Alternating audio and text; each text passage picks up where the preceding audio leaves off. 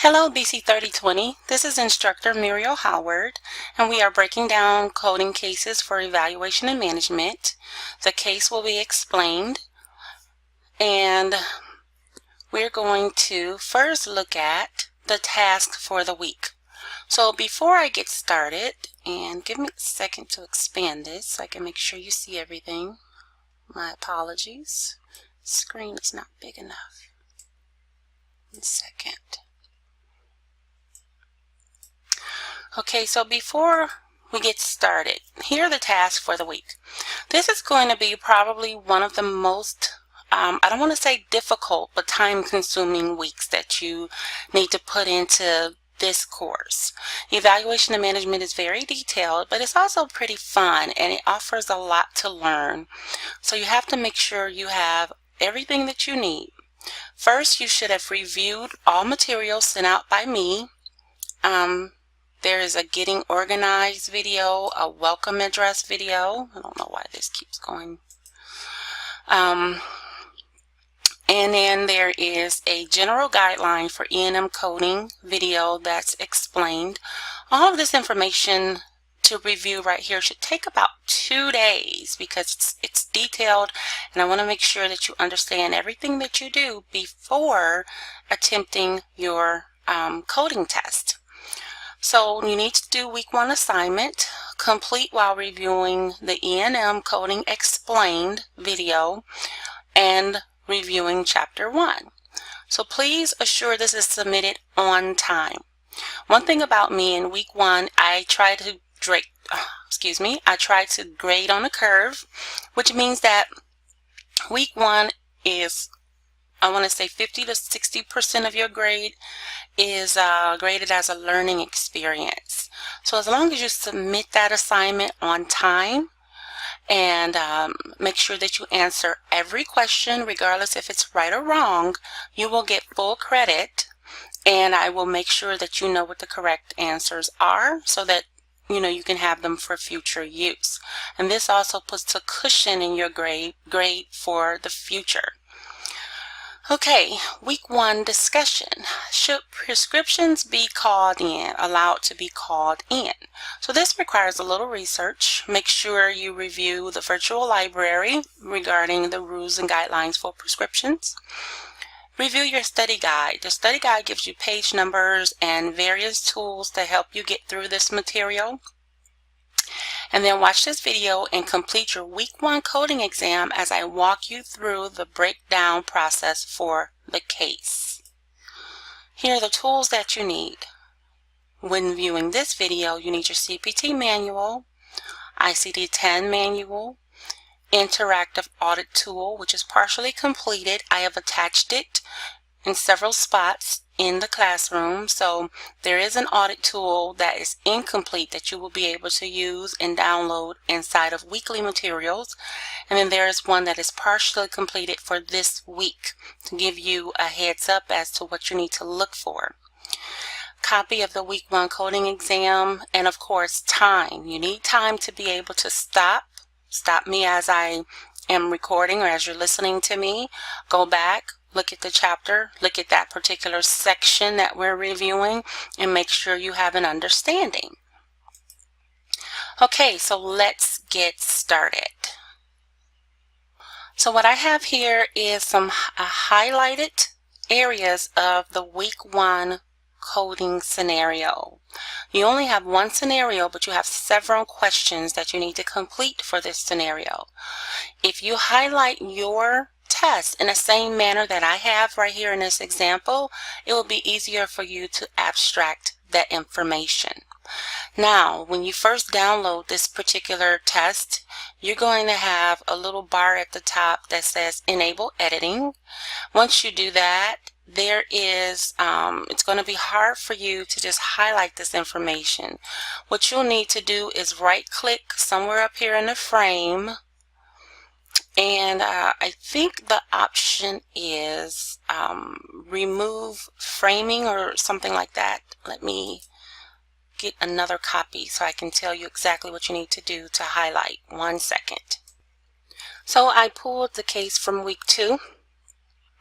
And it's made the same way. What I did was, of course, I enabled editing, and as you can see, this portion of my report is darkened. It's because I right-clicked, and as you can see, I don't have any options to highlight, but what I did was remove content control. So once I remove content control, I'm given the option to highlight and change some of my font.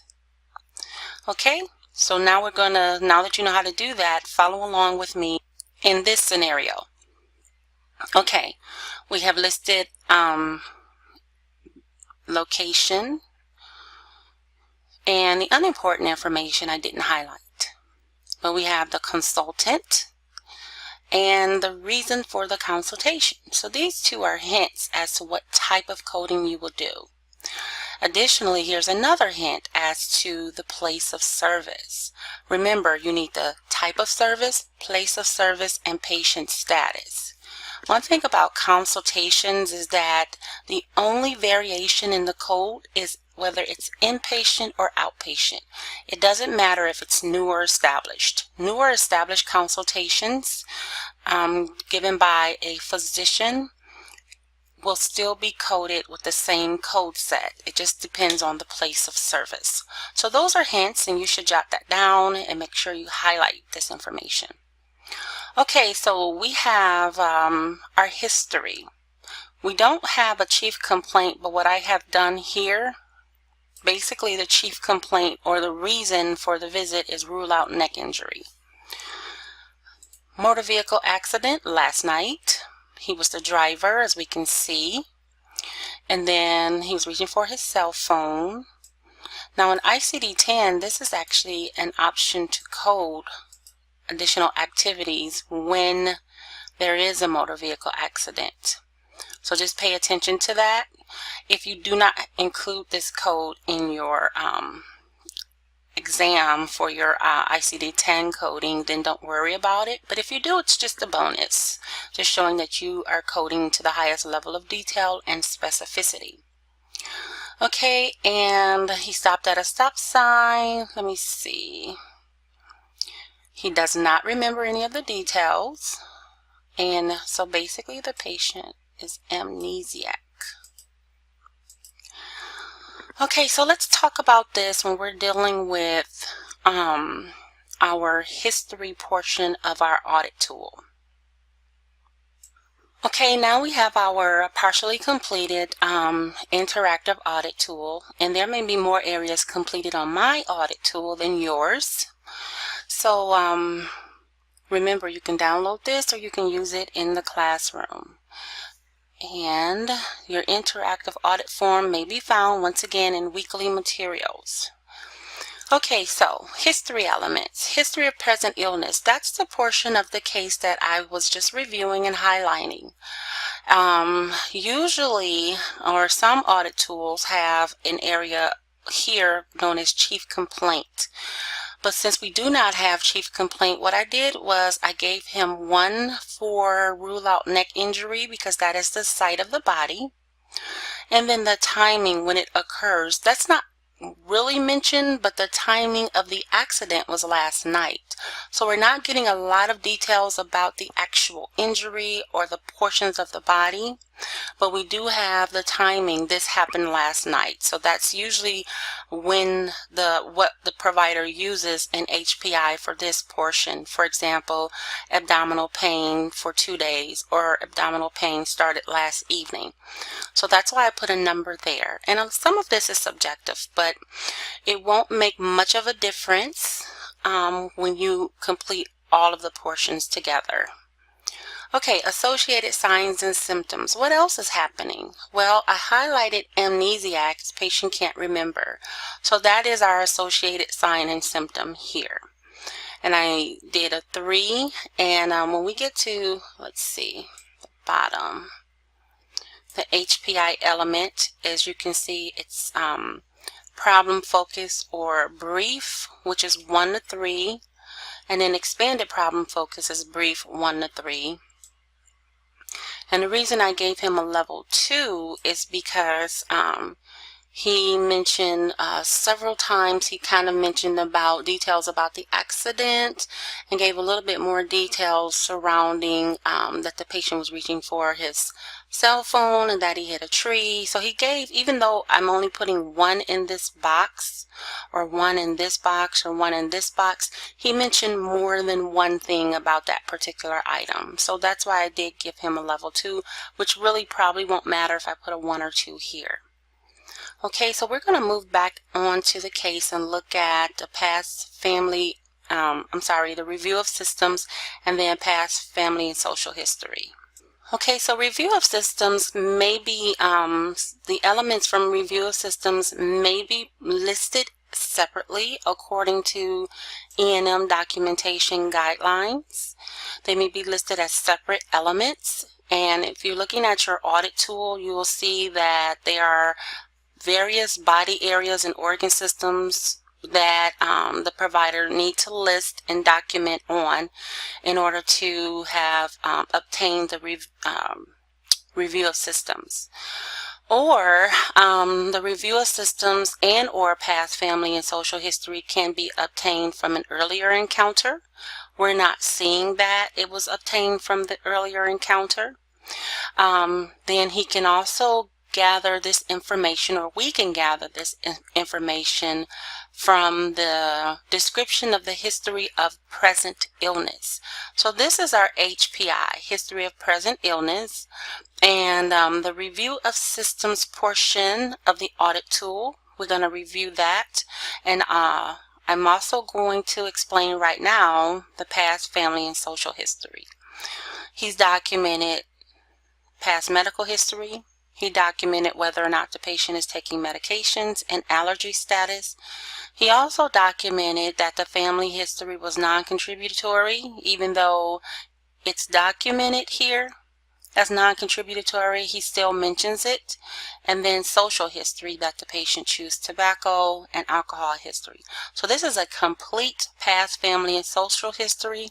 And now we're going to look at the review of systems chart. Okay, so he did mention in the history or chief complaint that the patient, that we're ruling out a neck injury. So the musculoskeletal was mentioned briefly. And then neurologic, he's mentioning that the patient has amnesia and that he can't remember. So there's only 2 things that I pulled from HPI that can be documented under the review of systems. He didn't give us much here. So this, I gave him a level 2, and I'm going to explain why. Because for the level 1 problem focus, he does not need any review of systems. So he did give us something that is problem pertinent. So I gave him a level 2 right there. Now we're going to talk about, well, we've already talked about the past family and social history that's mentioned here. And it's complete. I did say that as we looked at the report. And this is a level 3. Let me see something. Past family and social history. I gave him, it actually should be 4. It should be comprehensive. Okay, because it's complete. He mentioned injuries, medications, social activities. Okay, total 4. Let's look at this. Oh, 2 to 3. This is a level 4. Okay, so we're correct with that. So we have a 2, 2, and a 4. So now it's up to you to complete the full level of history. And then the guidelines regarding how to do your level of history is in the chapter. But as you can see, I highlighted 2 for expanded problem focus, and you can review the chapter to determine why I gave 2. Basically, 2 out of the 3 need to be met or exceeded. So this is met, and this is exceeded. So these match. 2, 1 here, 1 here, and 1 there. So that's why I gave him a 2. So this was a freebie for your history. So now we're going to move on to the examination and the medical decision making. So once again, I have pre-highlighted the different portions of the examination that are vital to me completing my audit tool here. And let's start with constitutional. What's mentioned? His pulse. Okay, so we give him 1 for pulse. Whether or not he has a fever is a portion of constitutional, like temperature. That could be put in here. It's afebrile, meaning he had to actually take the temperature in order to determine whether or not he has a fever. Blood pressure is mentioned. It doesn't say if he was sitting or lying, so I'm just going to give him 1 for sitting. And then moving on to, let's see, what else did he give? Blood pressure, pulse. Did he give us respirations? No, he did not give us respirations. Then let me see, pulse, blood pressure, and those are the vital signs. And he didn't give us a temperature, but he did say he did not have a fever. So those are 3 things documented, and constitutional always only counts as 1 when we add this to our body areas and organ systems, and the chapter explains this and why this is. So now we move on to neurologic. He's dealing with the body areas and the organ systems. So here we can take body areas and organ systems from the examination portion of the report. And then you should have your audit tool open. Okay, neurologic is mentioned, and that's an organ system. So you can put 1 there. He's explaining he is awake, alert, and fully oriented. And this is mentioned, this has 3 things documented under neurologic. So it's not just limited, it's detailed. But you just put 1, and then he's talking about cranial nerves. That's another thing under neurologic. Then we move on to head, ears, eyes, nose, and throat.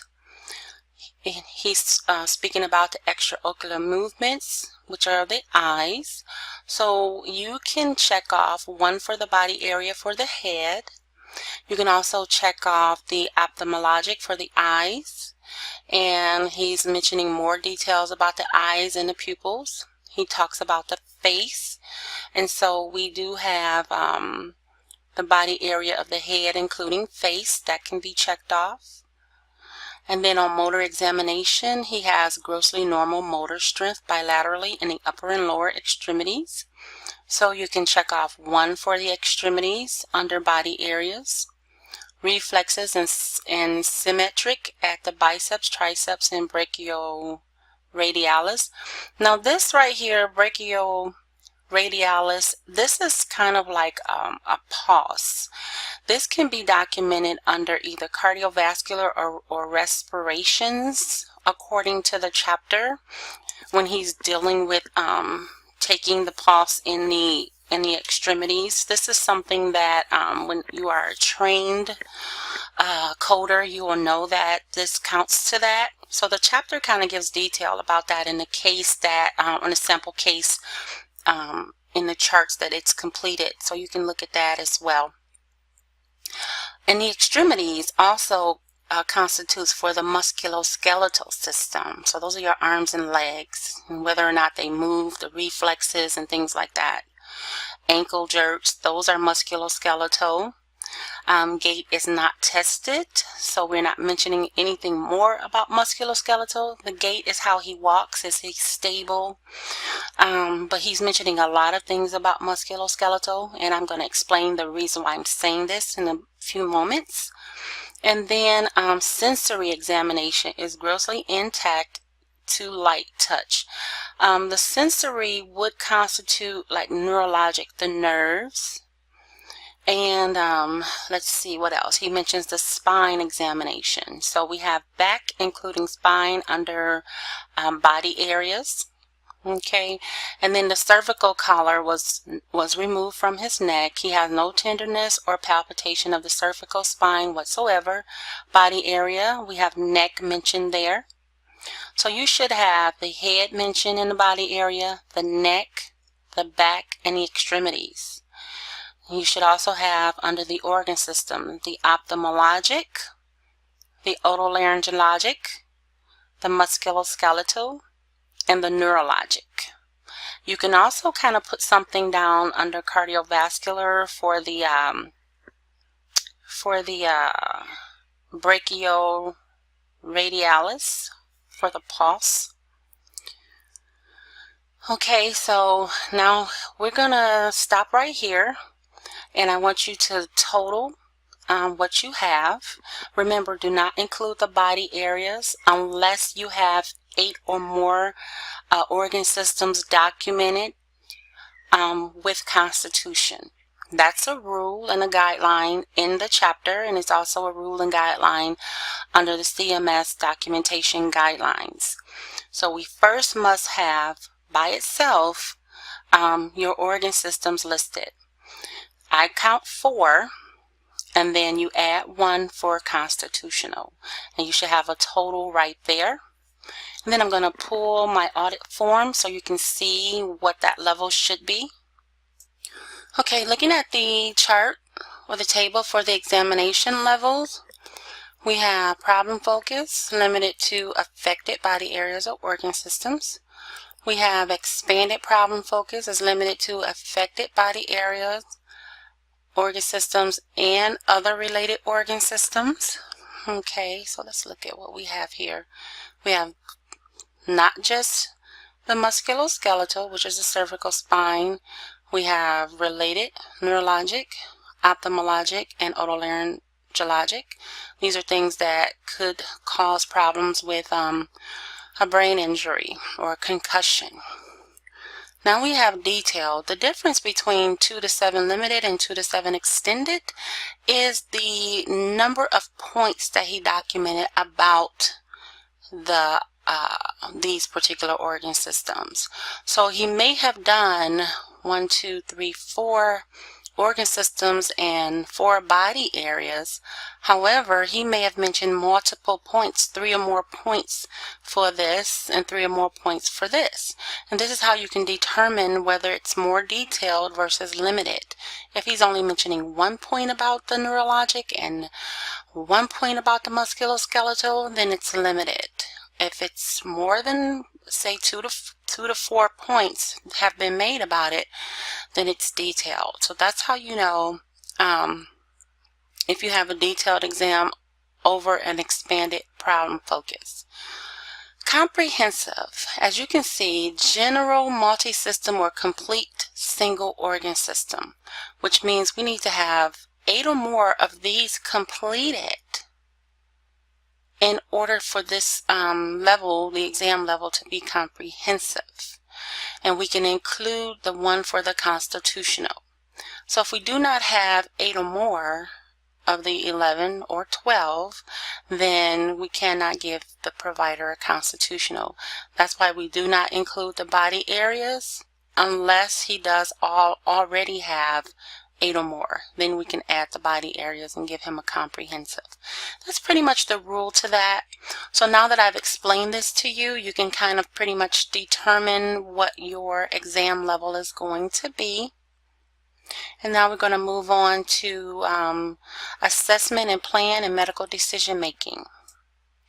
So we are looking back at the case. It says that the provider had the x-rays of the cervical spine and the CT scan of the cervical spine were reviewed. It didn't say that he ordered it. It just says that he reviewed them.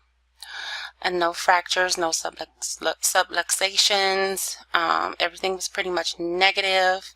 So now we're going to move on to impression and plan.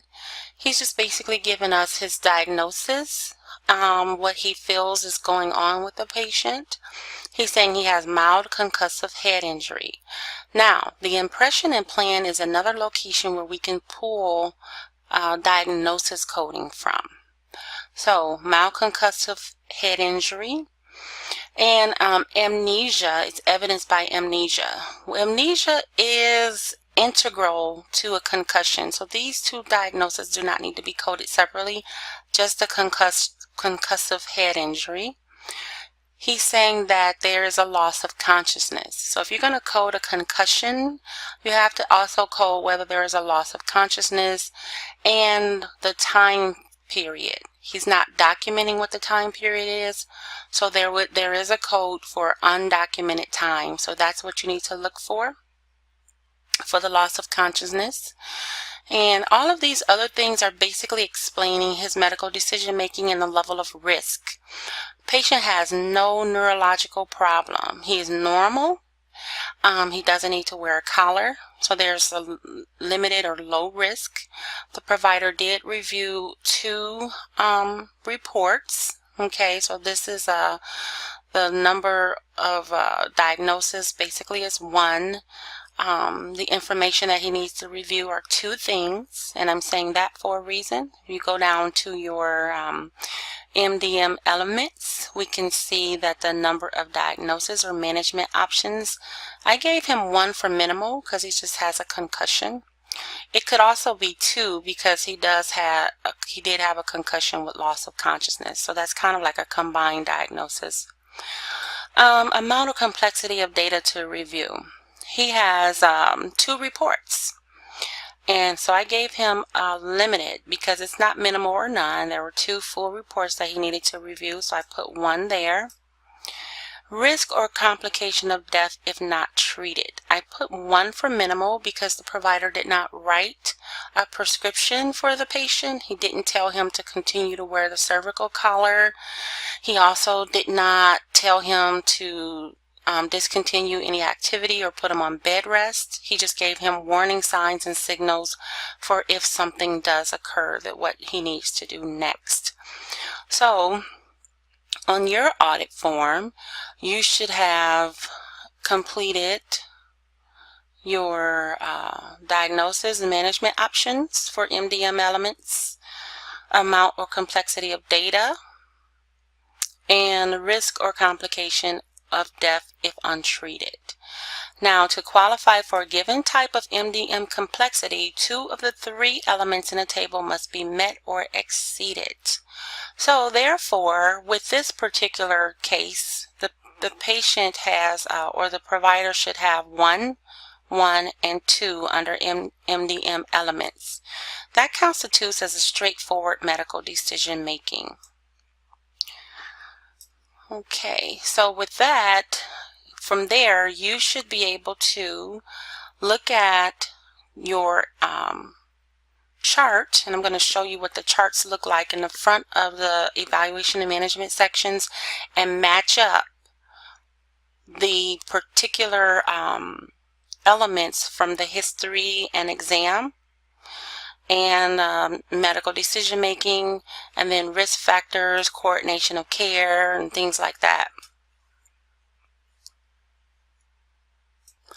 But first, we want to assure that we have abstracted all of our diagnoses.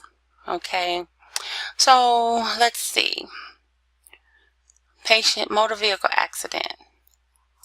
Motor vehicle accidents and injury or external causes of injuries are supposed to be included on your claim. However, they're not to be coded first. So you can abstract this first. The patient was the driver. Let's see what else happened.